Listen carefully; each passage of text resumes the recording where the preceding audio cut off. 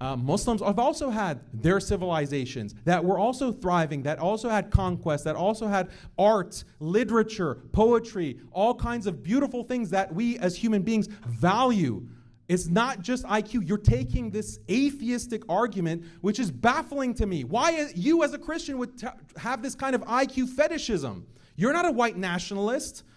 IQ is not the end-all, be-all of human existence. I am happy, I'm fine with having a 90 average IQ country that abides by traditional values, that abides by whether they be Christian or Muslim. I actually prefer the low IQ Christian countries that value marriage. They don't have degeneracy. They don't have prostitution. I value those Christian countries even when they have a lower IQ, a 90 IQ, an 80 IQ.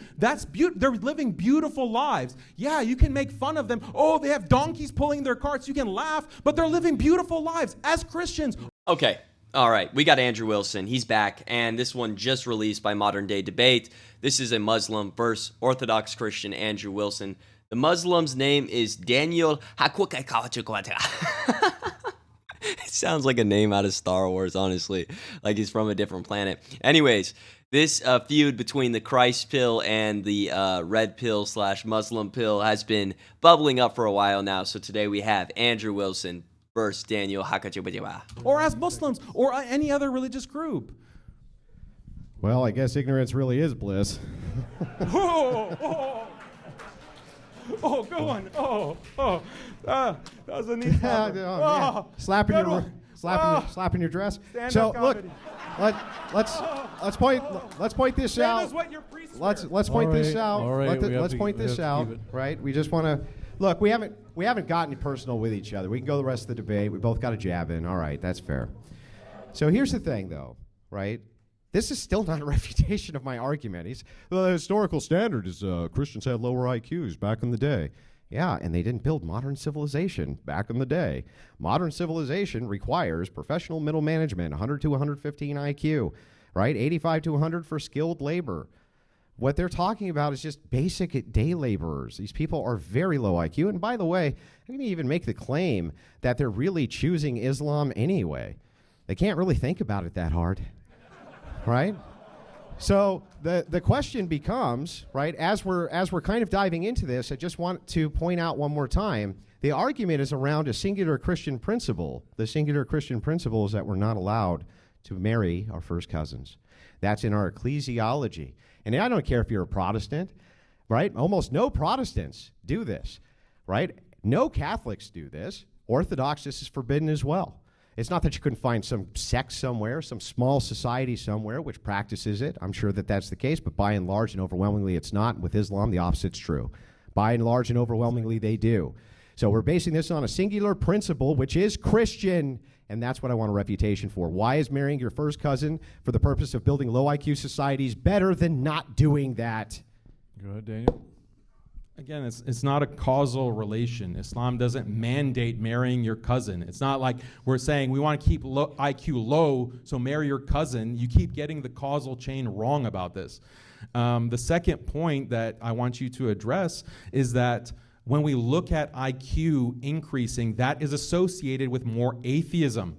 It is directly correlated with higher levels of atheism. The higher the IQ goes, the more people become atheists. This is a bad thing. I would assume that Christians would agree more atheism is a bad thing.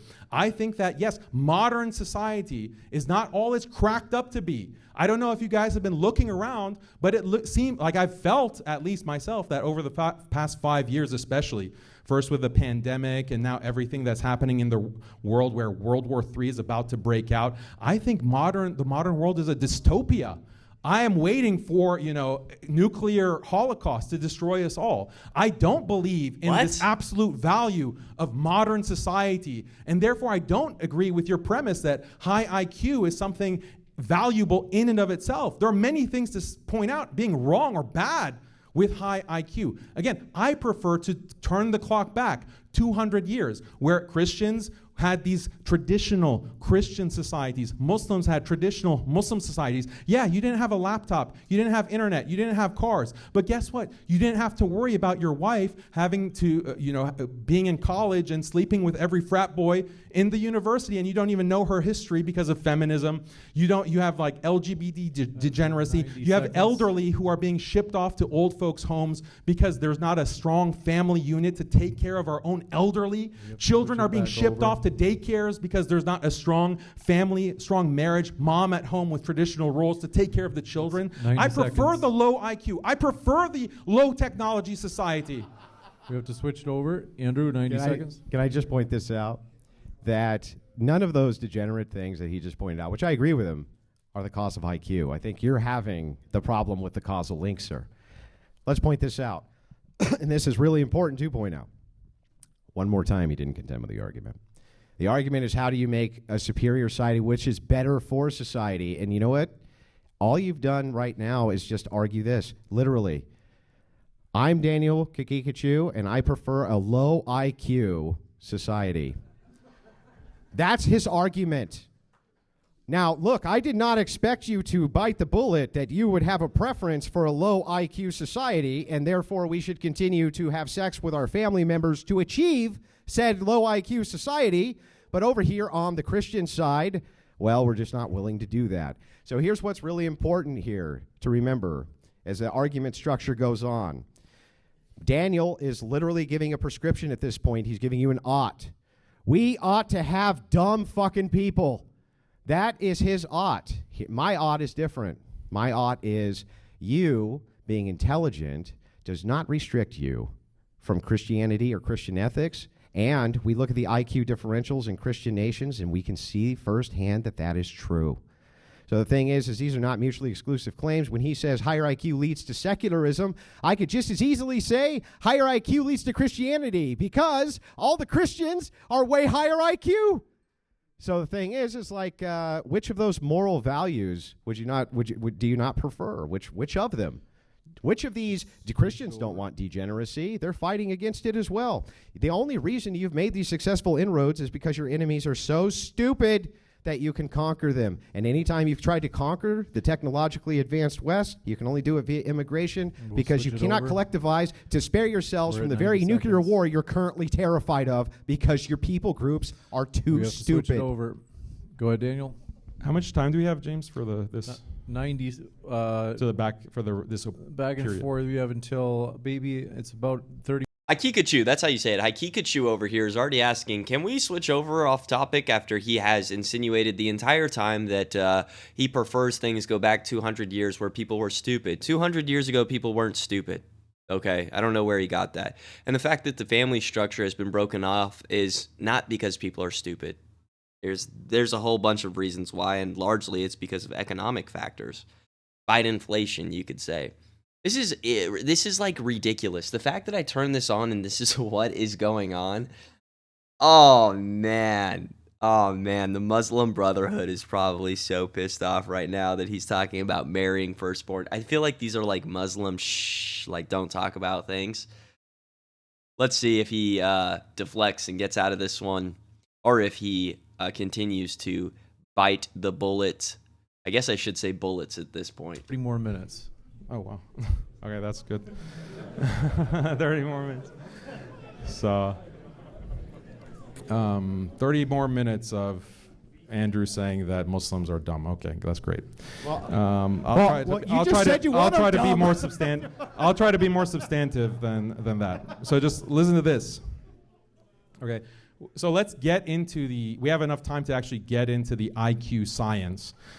So first of all, Andrew, I'm not sure if you know this, but IQ is more highly correlated with race than it is with cousin marriage. So race, if you want to make this kind of IQ supremacist argument, then it will quickly become racial. And if you want to make that argument, just be very clear about it. Does Christianity like your worldview promote higher IQ races and everyone being at the mercy of those higher IQ races. You keep making a might makes right argument that, oh, Muslims are at the mercy of us high IQ Christians. Okay, well then there are races that are higher IQ than others. So are the higher IQ races practicing benevolence by not wiping out the lower IQ races? That seems to be what your standard, what your morality actually entails pretty directly. So that, please address the race issue. I'll give you a chance to respond, Andrew, but I do want to be sure that this doesn't veer off topic too far. Yeah, so I mean, that's really simple to address. It doesn't really matter. It doesn't really matter if that's a correlate. You know what else is a correlate? Fucking your first cousin. That's a correlate. That's a massive correlate for lowering IQ. It wouldn't matter if it was inherent, let's just say, for instance, that white people had higher IQs on average than the average Arab, right? Let's just say it for the sake of a hypothetical. It doesn't actually matter that much because we know one thing that's going to bring the IQ down: fucking your first cousin.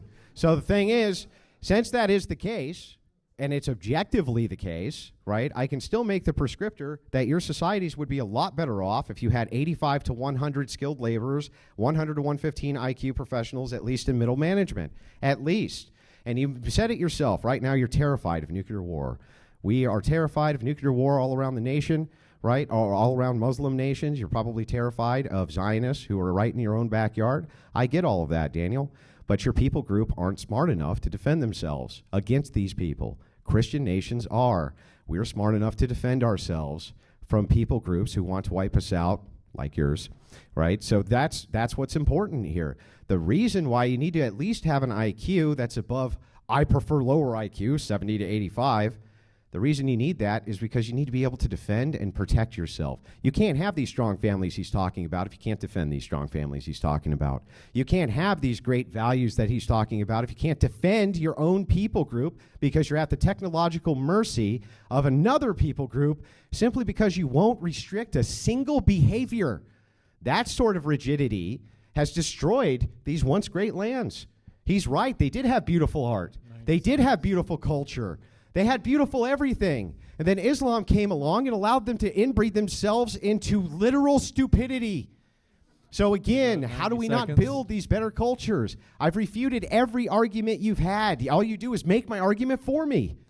So true. You guys, we're going to cut off the video there. What do you guys think? Let me know in the comments down below. Yo, shout out all of the Christians who are not having sex with their first cousins, which is the majority of them. Hats off to you guys. I'll see you guys in the Kikachu.